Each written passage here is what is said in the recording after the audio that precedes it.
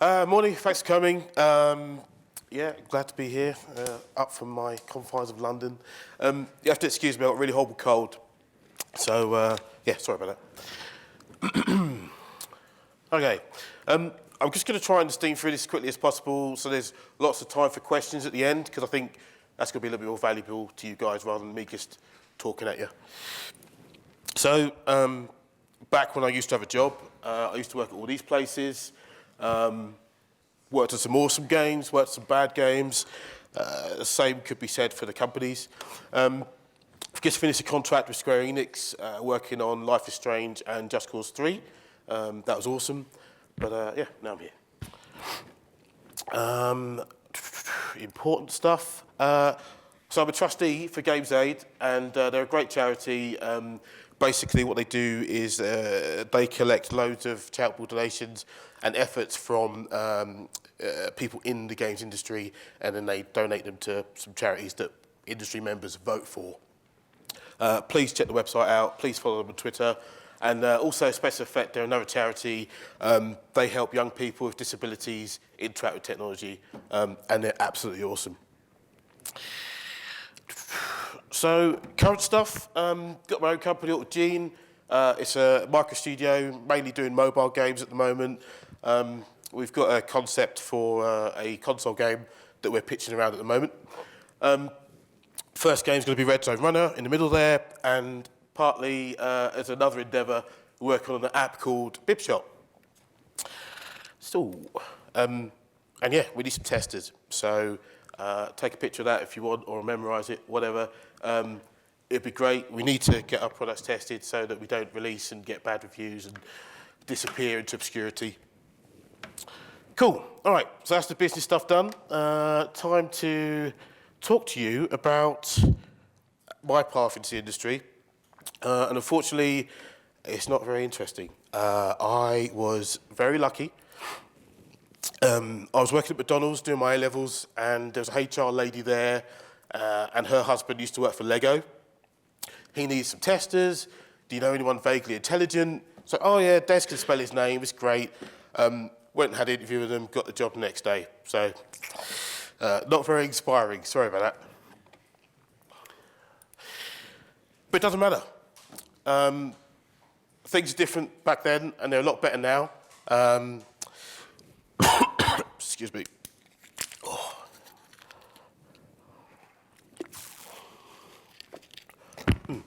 So I had to go and find the games industry because it wasn't very well publicised. There definitely wasn't as many games courses as there were now. So the games industry's come to you. So before, you had this guy, and I call him Publisher 1.0. And what they did was they controlled the route to market, they controlled the access to the customers. If you wanted to make a game, you had to sign a deal with them, and then they would get them to the retailers, and then someone, probably not you, would make some money.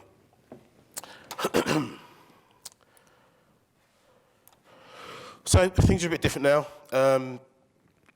Excuse me.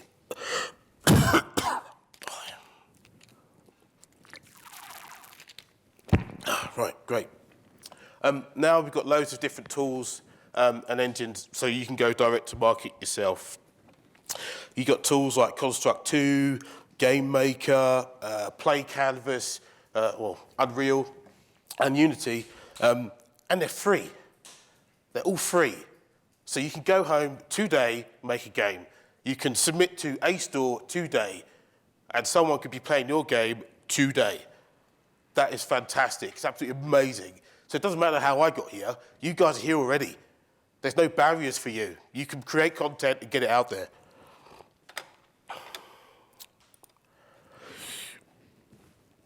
That's outside.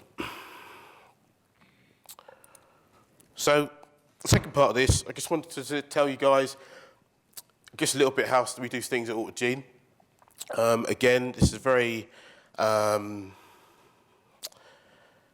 it's not gospel, this is just what works for us. And I think there's a lot of teams and companies out there that say they work a certain way, but if you dig down and look into what they do, there's always some sort of modification that they make. So, largely, we follow this, the Agile Manifesto. Everything on there is valid. They're all important things to do. But what we do is we say that the stuff on the left is a little bit more important than the stuff on the right. And what that actually means for us at AutoGene is, for individuals and interactions, it's communication. So, I actually go and speak to my guys. Every day we do our daily stand-up. Well, we sit down, but it's called a stand-up. And we work out what we're doing today, what we've done yesterday, and are there any problems. For processes and tools, so the process is a daily stand-up, we do use that, and the tools we use for the communication, Slack, which is like an instant messenger on steroids. We use Confluence, which is just a wiki page, but you can set up different permissions. Excuse me. Working software with comprehensive documentation, so basically what I do is I sit down for maybe half a day, come up with a game design, I shove it under a designer's nose. He goes, yeah, that's okay, that's not too bad. It's about 1.5 to 2 pages of A4. That's all we need. Give that to the coder. He has a look at it. Are there any questions straight away? No. Get started. And then we have this little cycle where he builds a bit, gives it to me. This is working great. This isn't working. Goes back, builds a bit more, comes back. And then when we're happy with the core mechanics, we get the art guy in. So, okay, cool, start making this look pretty. And just keep going through that cycle again. So at the moment, the customer collaboration contract negotiation is not very pertinent for us now because we're not doing any external contracts. And a respondents change versus following a plan. So we have a large-scale plan. So I've just sat down and worked out what we're going to do next year, roughly divided into quarters. But then there's enough spacing there, so just in case there's any platform opportunities or new devices that can come up, we can shift the schedule around a little bit.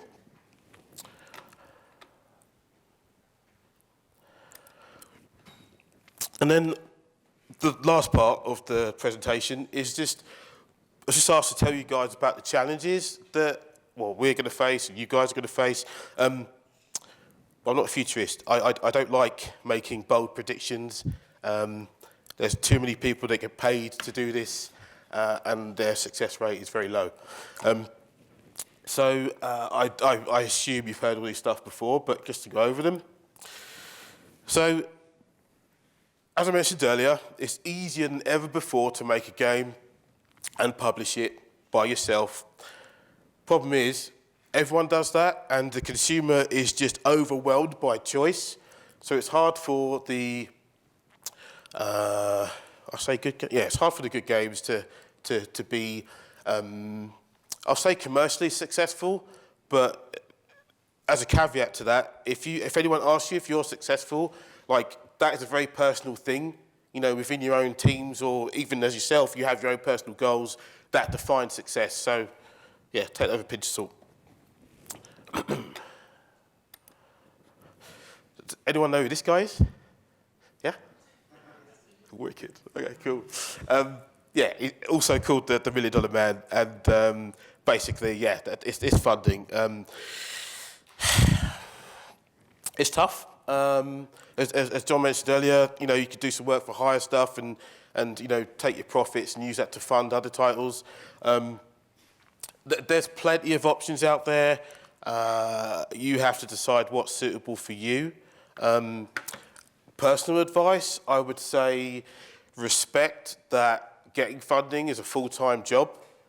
It's not something you can just do in an evening. There's a lot of, especially with the public money, there's a lot of paperwork to fill out, which is horrendous. And the second one is don't chase it. So if you see a fund or a pot of money that fits your type of game, fits your goals as a company, then sure, go for it, but don't apply for everything that's, every possible chance of getting money. There's a very smart lady called Ella Romanos. I would suggest following her on Twitter because funding is her business and she's very, very good at it. And then lastly, I was just going to say about distractions. So I mentioned earlier about how we've got our plan for next year. but there's space for opportunities. There is loads of set-top boxes coming out now.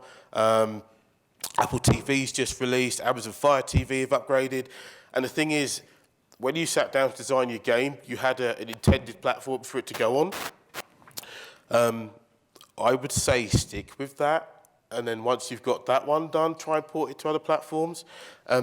Again, another caveat with that is if you're on mobile, if you've made a game on iOS in the West, 3 or 4 weeks later, it is going to be cloned on an Android already. So if you're doing mobile games, I'll probably do those 2 platforms at the same time.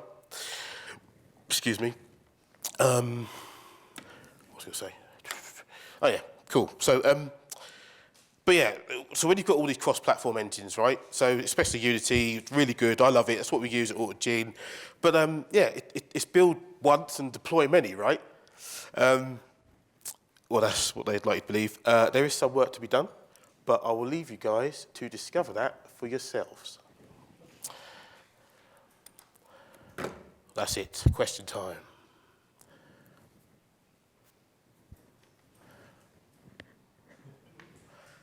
Hi.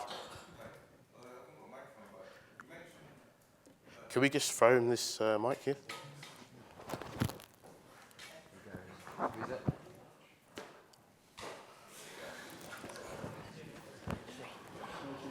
Hi. Oh, this is really weird. Hi, you mentioned that when you do your production workflow, a lot of it's kind of previs and stuff, and then you hire the artist in later. Sorry. Again? When you said your production workflow, you said that you make a lot of things kind of like previs, and then you hire an artist guy towards the end. Does that mean that your studio is like small and you outsource work? Tiny. Yeah. So two of us full-time and 2 part-time. Okay. Yeah. Just wanted And sorry, yeah, just to elaborate on that. So yeah, after I do the initial design, and then we're like, yeah, there's a game there. So like all of us will have a chat about it. So the artist is aware, but then we're like, okay, what's important first is the mechanics. Once we nail that, then we'll start feeding the art in. Okay, just wanted to. I don't know if anyone else. Cool, thanks. Yep, there's one up here at the back.